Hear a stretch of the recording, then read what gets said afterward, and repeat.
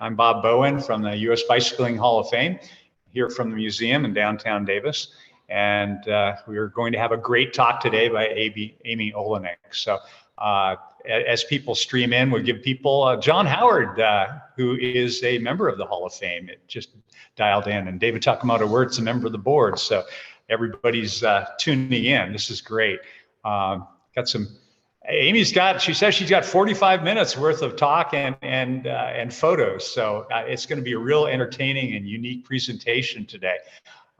We're just thrilled, and it's about 80 degrees in Davis right now. People are tuning in from across the country, so we're kind of spoiled here in Davis, and riding bikes and in some cases high wheel bikes, the old penny-farthings, high wheels. Some people called them ordinaries in the 1800s, or they were called bone shakers. And Amy will explain, how tough it is on the old bones riding across with a bike that had hard rubber tires.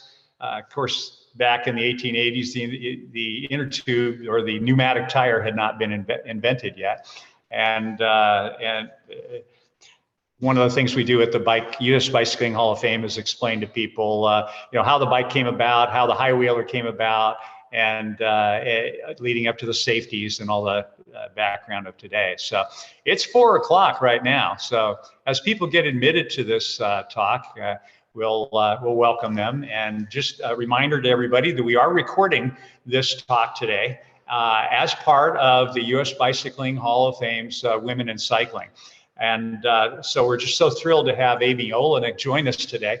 Originally, she's from Carlton, Michigan, and about 8 years ago, she came out west and works at University of California at Davis. And we met Amy riding high wheel bikes in the Picnic Day Parade. And so she was kind enough to talk about not only crossing the United States from west to east, for her first trip in 2016, but she also went from north to south, from Michigan to Florida in 2020.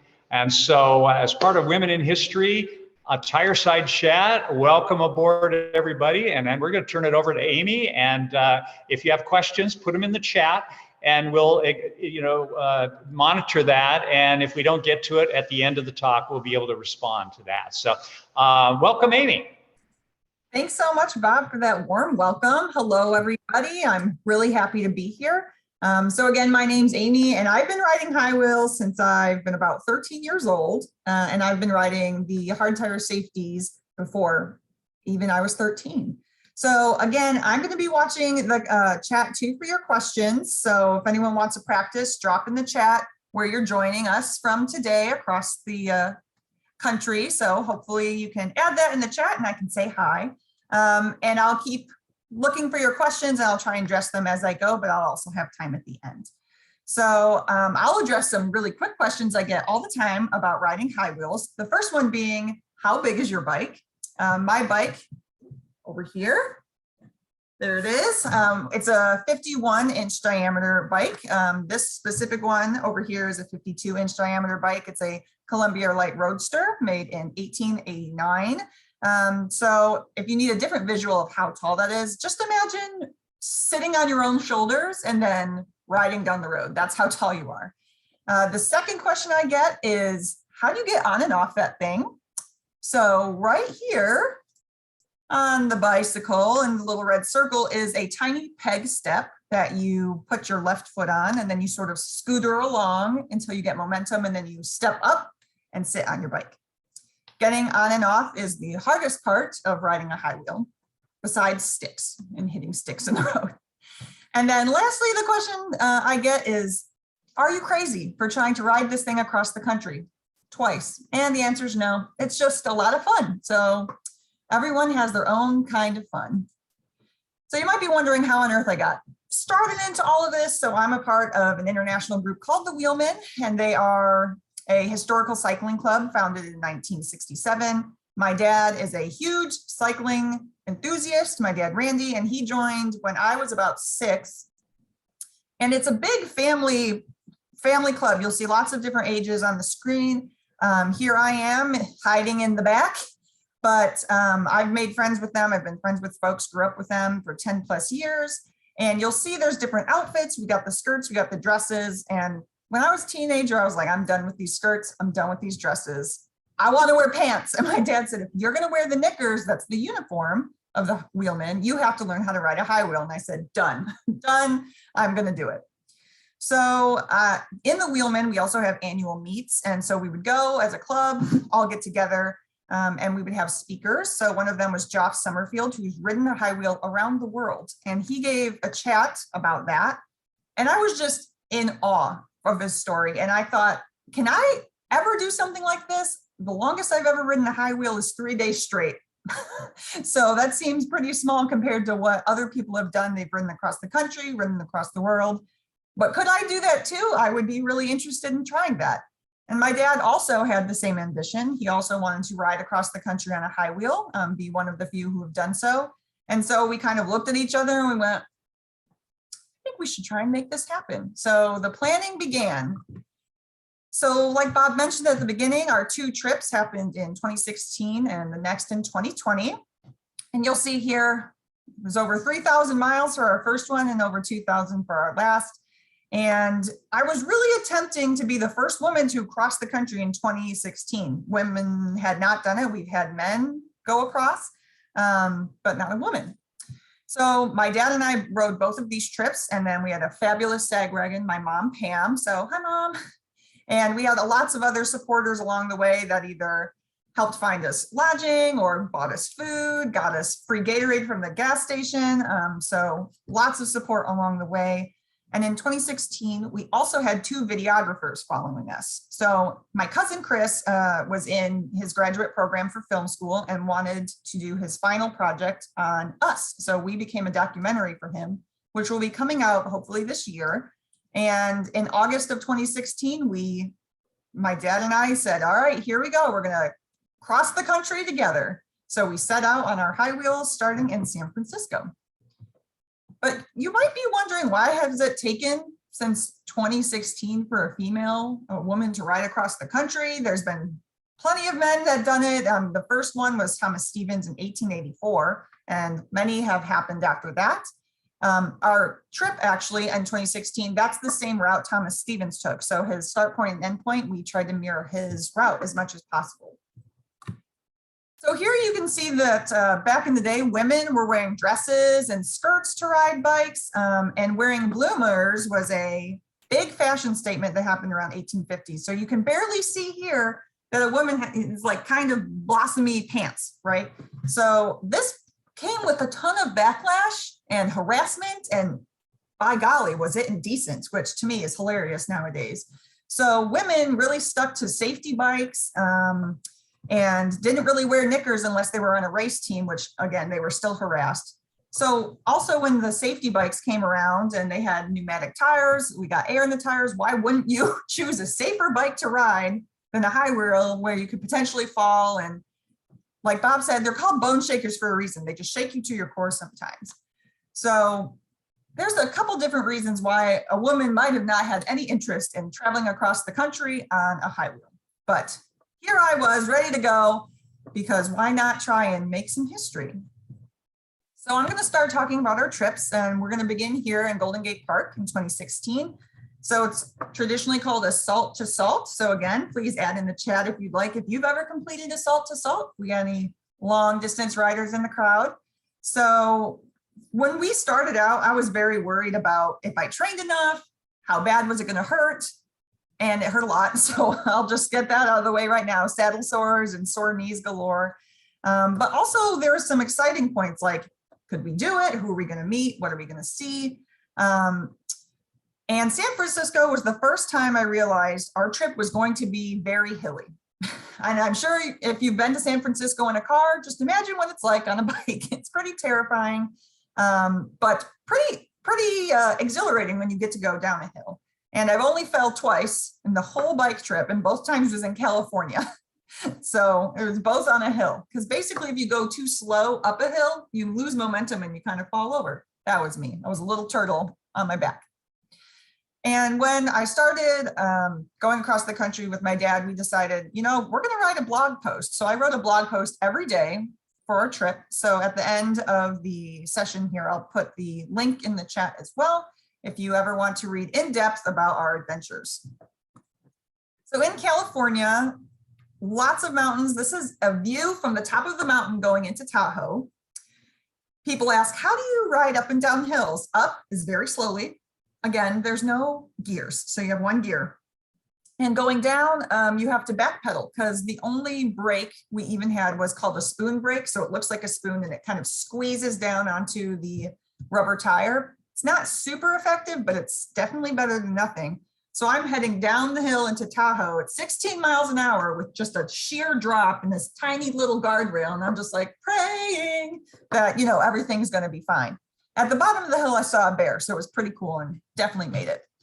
But this was the very first indicator that when we ride a high wheel across the country, you also walk across the country. So you will be doing a lot of walking on the steep hills. But California was nice and warm and sunny. And all throughout our trip, we saw wheelmen that were affiliated with different states. And California was no exception.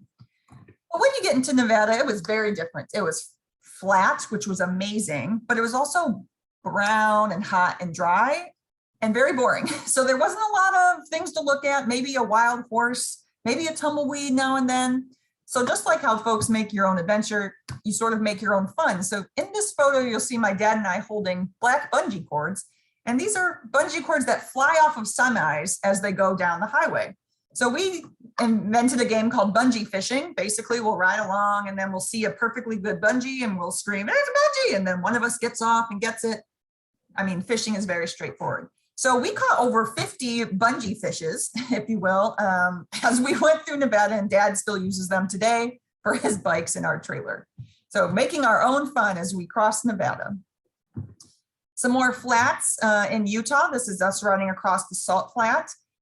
Super amazing to see that. And getting out of Salt Lake City, we got into there, and that was probably one of the scariest days of our trip because we went through Tacoma Pass and there was this insane wind and there were lots of semis around. And that was the day I crawled in my mom's car who was sagging and I like cried. I'm like, I'm scared. And then that passed and then we kept going. So made it to the top and then we headed on down. And here on this photo, we're actually traveling on I-80. So we traveled on highways, mostly through Nebraska. And folks are terrified when we tell them that. They're like, how could you do that? Aren't you scared? And it's one of the best places I found to ride a high wheel because you already have this giant smooth shoulder. You're very visible. There's not much in the way of motorists being able to see you. The semis would move over for us. So we always would have a lot of room just riding down the highway. So always loved going down 80. But then we checked the state laws in every state. If you can or cannot ride on a highway, basically after Nebraska, it's a no-no.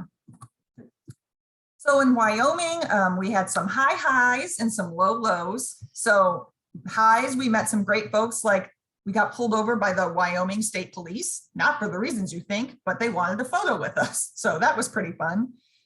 There's folks who own cabins in this tiny little town in the middle of nowhere that let us rent one, and a bunch of great rock scenery. So lots of great rock fixtures out there. But then a negative that happened is that my mom left us. So her friend, Mrs. Drulard, I think is in the audience, she flew out and my mom and her drove back home. And so it was just me, my dad, and our camera crew. So that became a low because we had to now bike to our housing. So when my mom was here, this is an example, this is her van. So this is how we would load the high wheels on the van. So if we stopped in the middle of nowhere, we would mark it on the map, go to a hotel, come back the next morning and start from the stop point. But we couldn't do that anymore because they had this tiny little Honda rent-a-car thing and it would not work. So we had to plan all of our next trips. Okay, is there somewhere for us to stay? So that became kind of difficult for us to do. And as you can see, sometimes we had to camp. And this was behind an old broken down gas station where I swear you could get rabies just by looking at it. So that was one of the scarier nights of sleeping in a tent and just feeling like something's gonna get you. And there was a motel that when we checked in, our room had a busted out window, even though there was all these other perfectly good rooms. We're like, can we have another room? So you just get to go into very interesting places when you're sort of confined to where you can go based on the mileage you can cover. So that being said, we ride about 40 to 90 miles a day. And we only go about 10 to 12 miles an hour. So we're not fast on the bikes. So you don't have a lot of options of, oh, let's just take a detour. Every detour is more miles on your butt, and you don't want to do that. And another low is our bikes started to fall apart. So our bikes are over 100 years old, as you can imagine. Bike stores aren't one in a million. Well, they don't have our parts, right? So they are sort of once in a while along the way. But in this next photo on the right, you can see my dad's tire. And the tire to the left of it is brown because that's what the rubber looks like, but his little tire is black. And that's because the tire snapped, which is held together by a wire in the middle of the tire. So in Wyoming, it snapped apart and we decided to Gorilla Tape it together. So if anyone ever wants a tip for biking, just take Gorilla Tape with you. It'll fix so many things. So we don't leave home without Gorilla Tape anymore. But my mom had already made it home. And so her and a team of 3 other people got another wheel and shipped it to Nebraska to another wheelman there. And then we were able to replace the tire. And on a happier note, we did see the zebra in Nebraska. So we had some big surprises, like someone's yard filled with a couple zebras. So we had some additional highs and lows when we got into Nebraska. But my favorite part of Nebraska was being able to see green grass again after a couple states of just brown, crunchy, and dry stuff. A big moment in Nebraska was making it to the halfway point. So this sign is actually next to some houses that are built there now. And this is us and our camera crew. And then my cousin Chrissy is up front there with us. She flew out just to hang out with us because she is married to Chris, the other cousin. They're not cousins, you know what I mean. So this is us just having a nice little photo shoot, acknowledging that we made it halfway in our trip. So that was a really big motivator that, hey, we did half of this already, which is pretty impressive. Then we got to scoot into the Midwest where I'm originally from. And so in Iowa, more wheelmen were there. So that's my dad riding with our friend Charlie Harper. He had a bike shop. So we got to fix up our tires, put all new tiring on there because it just wears down on the road. So you got chunks missing, you got pieces coming out. So we got some fresh tire on those. And then in Illinois, literally after we crossed the Mississippi River, that's in that photo, you'll see me in the Illinois photo pointing rather enthusiastically to my seat. And that is because the silver metal circles that is holding up my seat cracked in half while I'm going down a hill and I'm like sliding off my bike. And it was just, I don't even know how that happened. So magically, Charlie had another seat that we were able to fit on my bike. And then this is another wheelman, John Trom, who magically also had replacement metal parts that we were able to get the next day. And then I could keep riding on my original seat. All of these things, we could only happen with our amazing wheelman network. So it was absolutely fantastic. Some other great points to know about the Midwest is I always thought Iowa was flat because it's filled with corn. And that's not true. It is very hilly still. But note for any long distance riders out there, corn when it's growing is a great bathroom. If you need it, you just walk 6 rows in, you can't see anybody, go to the bathroom. So that's my tip for you today. And we did get to do some more camping, but it was not in spooky places. It was in a public park randomly, and then a legitimate campsite. So it was kind of fun camping, but at the same time, you don't really get a shower those days and you sweat all day. So not the freshest the next day. After we got into Illinois, we started getting out of the farmlands and into the cities, and those were less friendly for bicycles. But the most friendly people live in Indiana. With this is all of a bunch of Indiana wheelmen and some Michigan wheelmen and Ohio wheelmen came to meet with us. And so we had like this big dinner together at the Amish farms. And it was just really great getting to see them because I'd been away for, I think, about 2 years now. And so instead of seeing my wheelman family every year, sometimes twice a year, I didn't get to see them very much. So it was really nice to get to spend time with them. And those folks, you'll see some kiddos there. I grew up with them. So it's great seeing my friends of 10 plus years. After we left the Amish farms, the next morning, our hotel room was run with ants. And so we had a whole day of trying to get ants out of all of our gear. And so it's just the little things that really stick out to you on some of these trips. And once we got into Ohio, I also want to note that that was the only day we drove up to Michigan to my parents' house, and that was the only day we didn't ride. So it took 53 days to cross the country, and we rode for 52 of those days. And one of the reasons being I still work full time, and I had to create this big proposal for my boss and really share like what it meant to me. And I still was working remotely while I was riding along. And so I had to come back eventually. So I was more on a time crunch than, a leisurely traipse across the country, right? So there was a time issue. Here we are in Ohio. We did a midway dip. This is Lake Erie. So we rode through Ohio and we stopped there with our friend Richard, and we met even more folks, and we actually met quite a few people that were riding long distance as well. So in Ohio, we saw folks that had all of their worldly possessions on their bike, and they were biking around the world.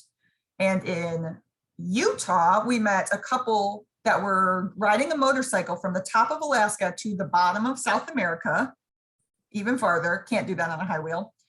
And then in California, we saw two men who were trying to segue across the country. So we just met fabulous people, like with these incredible stories that you would never meet unless you're just like out on the road all day. So we basically scooted through Pennsylvania. You'll see Pennsylvania is written really small, and that's not because of the font. It's because we spent like 2 hours in Pennsylvania. We just zipped through the corner, and then we went into New York. But the one part about Pennsylvania into New York is we got to smell the Welch's grapes being harvested, and that was a delicious smell. But they did not taste as good as they smelled when I snuck one off a vine. But here we are in New York when the hills are alive with the sound of me walking again. So lots of walking. We got into the Finger Lakes where we were off the highway. And basically what happens is all these side roads are not the same grade as highways. So the hills are steeper. You walk a lot more. We actually found a hotel at the very top of a hill, and they told us the story that a gas tanker was, coming through the town on this hill, and they lost control and they went through 3 houses on this hill. That's how steep this hill was, right through these houses. So a tiny horror story, but it gives you an idea of how steep some of these hills were. And you can't quite tell here, but fall was sneaking up. So we went from super hot and baking in California to we're in the East Coast now, and it's getting mild and it's getting breezy and a little bit rainy. And then the best part of New York is my mom came back with the van, which was amazing because my mom is the best sag wagon ever. She's got washcloths and Gatorades and 10 kinds of snacks for me and chairs. She has everything. So it is just the best having a sag, especially when one's your mom, and she makes homemade cookies too. So she brought some from Michigan.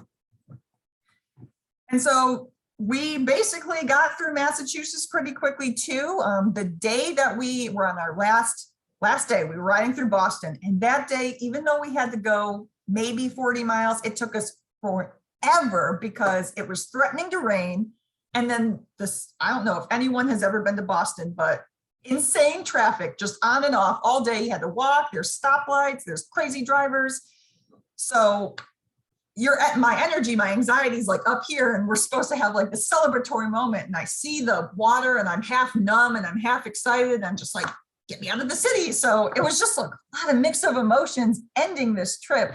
So we started off with all of this sun and we ended with rain, but then this day the sun came out right at the end, like it knew that we had crossed the finish line. And so my dad and I, we dipped our front wheels in the ocean. And here's my mom with me too. And we got to like celebrate the 53 days that magic flew by somehow. Oh, hello, someone's unmuted, just so you know. So just a quick recap. My dad's favorite parts of the trip was meeting everybody in between. So as he likes to say, he loves meeting the 99% of people you don't see on the news. And my favorite part was seeing the people I did know. So really great being able to see folks that I hadn't seen in a long time. And I was trying to make history, as I mentioned at the Just beginning. unmute you so And you for a can talk. surprise, I didn't make it first. In fact, one of my club members, this is Carolyn Carter, she made it first. We were two women going for the title in 2016. So she started a few months before I actually even left. And during our trip, she made it to Massachusetts. So congratulations to her, because she went with her husband and it was just a trip too. So two women were trying to make history in 2016. Big year for women's cycling in the Wheelman Club. Oh, great. We have some questions. All right, so let's see here. So let me pause to answer a question. So from David, did we get any advice from Thomas Stevens' account that was any helpful? We actually got a lot of information about routes he took. I would say that's probably the number one, is finding the cities he stopped in and sort of mapping out to see, is this still a feasible route? And following the train tracks is another great tip, because you know the ground has to be fairly level for a train to cross, which means it's great for a high wheel. So that's my biggest takeaways from Thomas Stevens' ride. And then the bicycle car rack that I showed on the slide, that's actually custom made. I think my dad has a friend who maybe welded that together. So not found on Amazon or anything like that, handmade. And I also have one for my car made by Greg Barron, who lives in Northern California near me as well. We have a question. How did you plan for unexpected weather? So we definitely use the weather app all the time. We didn't really take a day off for rain. When the rain came really heavily, we got lucky, I honestly want to say, for this first trip. So we would dodge out of the rain because, again, it's very slick on the rubber tires, so it's not super safe to be riding in the rain.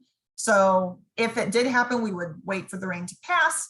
And we did get pretty lucky in those moments. I'll talk about my second trip where we didn't get as lucky with the rain. And I think we also did reference some adventure cycling maps to Jean's comment. We accessed as many information points as we could. We asked other wheelmen who crossed the country. We looked up online. We used the adventure cycling maps. An atlas, my dad had that old school atlas that you can get. I'm over here on Google Maps. So we had definitely different ways of trying to put all this information together to make the best route possible for us. Great questions. Keep them coming. Ooh, I just skipped through some slides. So to this point, we took all of these lessons learned into 2020 because the world was on lockdown, COVID, and the CDC said, you know what's a great activity? Biking. So we thought, why not get outside? And my dad knew only a handful of wheelmen have actually done the cross, west to east and north to south. And no woman had ever. So I'm like, I still have a chance to make history. So we started planning that as well. And 2020 just sort of came along. And even though a lot of crazy things were happening in the world, biking was still cool. So there was no reason to not to.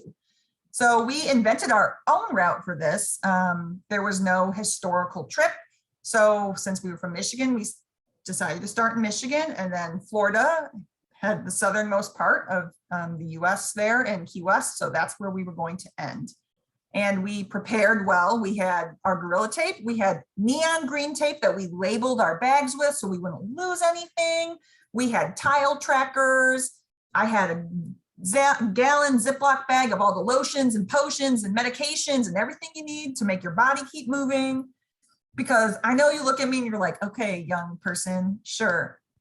I was like the Tin Man from Wizard of Oz. I was so creaky. It'll do a number on your body, no matter what your age or ability, I'll tell you right now. So here in 2020, we're in Sault Ste. Marie at the top of Michigan. My friend Leanne on the left, who's my friend and coworker, also joined us for a week, biking on my mom's bike. And my mom was a sag wagon again. So even though COVID was happening, there was a lot less people out to talk to us in random places, but we still were able to be completely safe as we kept going. So in Michigan, we started opposite weather. We started chilly, like 2 pairs of pants, 2 pairs of socks cold, like chilly, but beautiful, beautiful colors. So it was really great just getting to go through Western Michigan, seeing all these colors. Sometimes you have to hide in a ditch because it's windy and cold, but that's what you do on your break, and then you keep going. So we got through Michigan. Mom and Leanne left. And so my dad and I, it was literally just my dad and I for over 2 weeks, I think, with just our backpacks and our bodies. And if I ever had to do anything again, I will always have support on a bike ride. But Dad wanted that true adventure. And I'm like, all right, we're going to do it.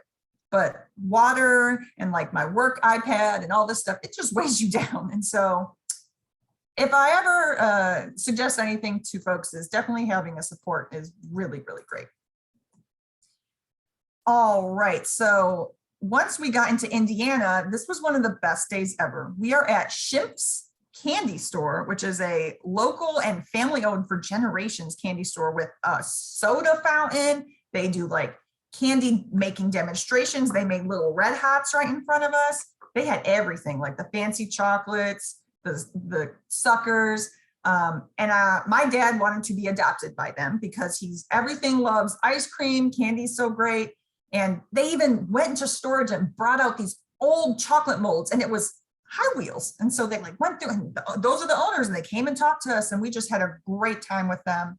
And as we headed through the Midwest, we were staying in hotels basically, so did not have to camp, thank goodness, especially because it was cold. But basically there was no one around. The hotels were virtually empty because of COVID. The downside, while we were invited in to this beautiful candy store, is a lot of restaurants were closed, right? Due to staffing, due to COVID, which means we had to use our smartphones, thank you technology, to order food to go because High Wheels can't go through a drive-through. And we had no car to help us. So sometimes the cars would like try and like go and help us get through the drive-through. But smartphones really helped out. The one thing that the cars couldn't help us with was a bathroom. So if you can't go in to eat, you can't go and use the bathroom. So cornfields, learning too much about me today, but cornfields really will save you. And we got lucky because they didn't mow them down yet in the fall. So here in Indiana, we crossed over I think it's called the Big Ten Bridge into Kentucky. And this is again where we had a family of Kentucky wheelmen just make the whole trip. They had a house for us to stay in. They made us homemade dinner. They even got us a few interviews at the top of that bridge. One magically was the BBC, which wasn't there for us, but then they saw us and they're like, we're going to interview you for the BBC. So just random people coming by and people who were supposed to be there that knew that we were coming through to do some interviews. So here's us with some of our Kentucky wheelman friends going through Louisville. And some other things that we learned on this trip is Dollar Generals everywhere. So even though COVID was happening, if you need a bathroom, Dollar General. You need a snack, Dollar General. Do you need loose change in the parking lot? Dollar General. I found a bullet in the parking lot. Like they have everything you could need. So we looked, anytime we're going, we're like, I think we need a Dollar General. Boom. If you said it 3 times, it would show up. So that was really great. That was a resource we could always count on. Another thing we could always count on was construction. So this also happened in 2016. We faced bridges being out, roads being torn out and rebuilt. And all the construction crews were so lovely and so helpful. They would help us with directions. They would be like, yes, cross over here. The cement's not wet. And they would just help us out all the time. And I mean, even sometimes there was like a hole, like the bridge was gone and it's like this muddy ditch. And we climbed through. They're like, you can try. And we climbed through the mud with our high wheels on our backs. But they're like, you can do it. So construction crews, A+ in my book, they always helped us out. We got back into farmland though, once we were getting closer to the south. So lots of your cows and sheep and horses, but also the dogs that like to chase your bikes. I always met the mean dogs. There was never like a dog that's like, I want to be your friend. They were like a bike. So just know that if you're going through the south on a bike, be ready with your water bottle.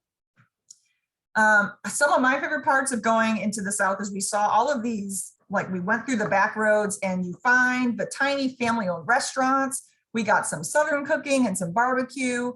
There's people how they decorate their houses. There was someone who made lawn art that was like made out of barbecue grills and tires. And then even little shops. We found this shop this man owned that's like this little everything store, and it was just crammed to your face with all sorts of things, from like a shower stool to Oreos, like everything you could imagine, just in this back road tiny shop. So you really find some interesting folks, interesting places when you go down the back roads. Here's some folks that saved us in Tennessee. So back to the hills again. I know, more hills. But in Tennessee particularly, some of the roads were not super well kept, and there was not even a shoulder. So the shoulder of this particular road was disintegrating into a ditch. So my dad and I had nowhere to walk or ride because we were going up a hill, and the traffic was just screaming around us, and there was lots of turns, so they couldn't even see us. So we got stuck on the top of this hill, and these lovely folks were like, listen, you cannot go, you can't keep going, you will get hit by something. And as my mom calls it, road pizza. She did not want us to become road pizza. So they were very, very nice, and let us put our high wheels in the back of their truck and go down safely. That's the only time really that we could not cross somewhere, because we would have been mangled, which we definitely did not want. So more walking, more hills was the theme of the South. Here's Georgia. We got in during spooky season. Halloween was coming up, so we saw lots of Halloween decorations. As we headed through Atlanta, we saw lots of street art and murals. And this was also when Hurricane Eta was starting to form way off the coast, but was still slapping the US with rain and wind. So that was happening basically as we continued south for the rest of the trip. But once we also got into Georgia, we were like, you know what, we need some really good food. Like, we need some Southern cooking, we need that fried chicken. We want peach cobbler, them Georgia peaches, and we want moon pies, because moon pies were originated from the South. So we started making this list of food that we wanted to eat, and we were keeping our eye out, you know, key lime pie and Key West, that sort of stuff. So my dad and I are very food motivated. We would always look for ice cream and donuts on this trip. So if we saw a local bakery, you best know that we were in there, because listen, I don't cycle for anything but food. That's why I exercise. So another thing in Georgia is the Google Maps for bikes thought this was an appropriate road to send us down. And this was not the first time it happened.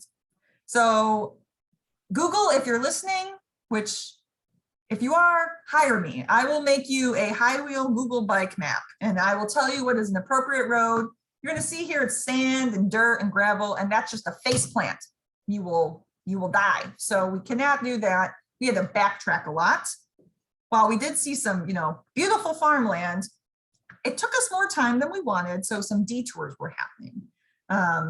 So Google Maps for bikes cannot always be trusted. And we were saved by a lot of locals. We told them like, oh, hey, we're going down here, cross this bridge. And they're like, that bridge has been out for 4 years. And Google still said it was a bridge that you could cross. So they gave us some great directions. And it's pretty easy to find people who want to give you directions when they ride up to you on a bike, because we've been riding through town and someone's like, who's that? What are they doing? And then other people come and investigate what we're doing. So folks out there that came and gave us directions, big shout out to them.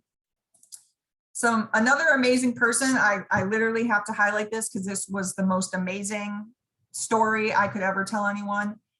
So at the beginning of the chat, I was telling you about how I wrote a blog, still wrote a blog every single day for this trip. And it was becoming a staple in some households, if I may toot my own little horn. And so people knew what we were doing. They knew how many ibuprofen I had taken, what song I sang that day, what has happened the day before. And they knew about the food. They knew what we were looking for. And we just couldn't find the moon pies, and we couldn't find this, and we couldn't find that. So the morning starts, we're at this hotel, and we're getting ready to leave the parking lot. And for some bizarre reason, I'm get on my bike to leave, and I fall over, just fall over. And so here I am sitting on the ground, confused why I have fallen over. And my dad's checking on me, checking on the bike. And in that moment, a car screams into the parking lot, and this woman jumps out, and she's like, I'm from Carlton, which is where we're from. And we're like, what is happening right now? I'm like sitting on the ground, making sure I'm not bleeding. And this woman, Mary, found us because of my blog. And so the backstory about Mary is she grew up in Carlton, where my dad basically was. They went to the same high school. My dad played in a band at her brother's wedding, and her parents went to my dad's pharmacy for a long time. So tiny, small world. And here we are in Georgia. So her brother had told her, hey, Randy and Amy are riding through, they're following the blog. She was following the blog. And we were in the Georgia area. So that's where she lives now, was in Georgia. And she decided she was going to find us on this day. So she got up extra early and was driving around trying to find us. So I just kind of say the city we end in. I'm not like, here's my exact GPS, because nobody needs to know that. But she decided to get up and drive around. So she's driving her down the 41, trying to find us. And she would not have found us because we basically went into side roads if I had not fallen off my bike, because I'm like just sitting there like a little lump on the ground. And here she is. So number one, got up early to find us. Number two, got up early because she went to the store to buy us moon pies that we had not found.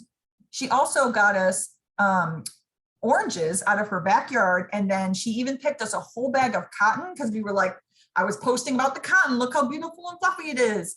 And she got us Georgia peanuts. So she brought us this like gift bag of Georgia things. And we're over here like, just in awe, number one, that she could even find us, but then she has presents for us. And she's from Carlton. So it was just completely wild and so heartwarming that she would take time out of her day to find us and bring us gifts. So my dad and I almost like cried that day, that we were just so taken aback and warmed by this woman, Mary. So Mary, thank you so much. And she just made the whole trip. It just showed, it was like the embodiment of how people were helping care for us and support us throughout the way. It was just so wonderful.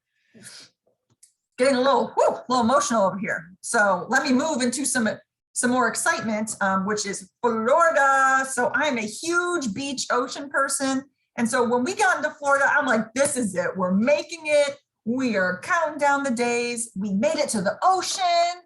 I'm over here trying to go swimming, but we have to keep riding. So things to do, right? So here's my little victory pose. We got to a beach and we kept going. Just was so excited, even though Hurricane Eta had another plan for us. So I had no idea. But Florida was filled with super interesting people and super interesting animals. We saw snakes, and I only saw one alligator. I was pretty disappointed because I'm over here thinking alligators aplenty. We met a lady with a bird in a backpack who was riding bikes with her friends. The little parrot was so cute. And while we were on that exact same trail, there was another biking club that rode by, and the leader was from Detroit. So like magical people from Michigan just happened to be in Florida. And I know there's like snowbird kind of things, but it was like October. So it was just wild. The folks that we saw tortoises, we saw a pet rescue that had little baby squirrels that I got to hold. And then the number one thing was iguanas. If anyone's ever been to Florida and you've seen the iguanas, it's the iguanathon. They were everywhere, just running. I'm like screaming at them to get out of the way because I don't want an iguana banana around my wheel. That would just be traumatic. So everywhere we went, we just saw these iguanas running left and right. And when we got into Florida, the folks of Key West said we could take them home and they wouldn't be sad, but we weren't taking iguanas home. One of the coolest moments I have to say of the trip, besides Mary finding us, was Daytona Beach. And I know I said before that you can't ride a high wheel on sand, but because Daytona Beach is packed down so hard, you can. So we were told by a wheelman friend that you have to try riding on Daytona Beach. So my dad shoves my high wheel into the elevator of the hotel. We go down to the beach and we did some body surfing. And then we were like, yeah, we're going to ride. So here's me soaking wet from being in the ocean, riding my bike on the sand. So that was pretty an iconic moment for me going through the trip. And the excitement didn't stop. It was basically like my birthday every single day until we got to the finish line, because I loved the warm weather and like all this exciting things that were happening. So once we got closer to the south, we went and saw like Robbie's Marina, where you got to feed the tarpon. And yes, I held a dead fish and I fed a fish a dead fish. And the pelicans were very, very aggressive, trying to steal the dead fish away from you. And these pelicans would eat a bathing suit, a phone, a camera, they'll eat whatever you give them. So we got to do that. We saw the tiny key deer that are like really tiny little shrunk down deer. Saw a sea turtle rescue museum. And then also ate a lot of seafood. I know that's kind of a dark turn on the animal, on the animal theme, but seafood was so good. It was so amazing. But to the question about rain, we were definitely pushed back because of Hurricane Eta. There was a few days that we could only ride 25 miles because we were like waiting for the rain to stop. Then we went out, and it was, thank goodness my mom was back with us after she was away for a while, because we would have just been, I mean, I went back and I looked at my blog posts and I could not believe how many days I was like, I'm soaking wet. I had to change my clothes. I'm a whole swamp being, like, lots and lots of rain, lots of wind. Sometimes the wind was like a nice, sometimes it was just like slapping you. I have a picture where my hair is just like this because the wind is blowing so hard. So we had about a week of Florida where we were like, what's this gonna do? What's happening? So we creaked down Florida in miles. We definitely didn't have long days in Florida. So we kind of did it bit by bit. But we had to do what we could because we were almost at the finish line and we're like, we can't stop now. So we'll wait it out. And those days I got to sleep in, and I'm not a morning person. So I was like, thank you, hurricane, I guess. It was a silver lining sometimes.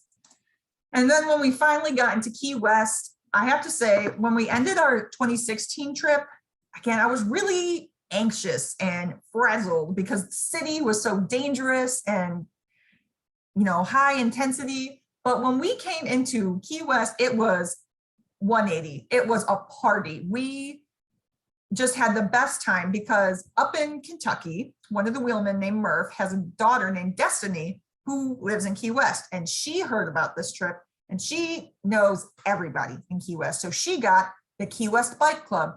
Her now husband is a police officer there, got a police escort. There was music, there were news networks. We come rolling it, she gave me a tutu. Like we were part of this parade coming in. They were also excited to see us. We had, the bikes were riding with music. And then we got to the very end, which is the, I'm looking at a second screen here, at the buoy, the very iconic buoy of the southernmost point of the US. So when we got there, people are lined up to like take a photo with this buoy and they're all like applauding us. And it's like, we have this audience. And then this also is unique because our trip had 3 ending points, whereas the first one had just one. Here's the Boston Harbor, boop, boop, dipped it. We had to go to the southernmost point, but we also had to make it to mile marker 0 to note that we were done on the road. So here we are at mile marker 0. You might be able to tell the very intense face tan that I had, very interesting tan lines. And then our very, very last stop, of course, to finish our salt to salt was the ocean. So even though there were some random people not knowing what we were doing, we had our own moment of celebration, ending in the ocean, taking some photos, and just had a really great last moment. Instead of feeling a little frazzled and like overwhelmed, it was just overwhelmed with good feelings at this endpoint. And plus we got to stay an extra day. So when we finished in 2016, we kind of had to leave right away, and we did not have to leave right away. So we got to be tourists for the day, taking in the sights in Key West. And wouldn't you know, the day after we finished this trip, all of this riding, the next morning we went on a bike ride. We, every day, the Key West Bike Club bikes at 8 in the morning. And so we went out to meet them and we rode with them 10 miles. They did this 10-mile loop. They gave us Key West Bike Club t-shirts. We were in the club now. And then one of the members, Bruce, was a tour guide of Key West. He gave us a tour while we're biking. We also got on the conch train that gave us an additional tour. And the driver happened to be from the same county we were from in Michigan. Like, it's a small world after all, playing all the time. And we got the fried shrimp po' boys. We got the key lime pie and the stick. We had the smoothies, and we had so much good food.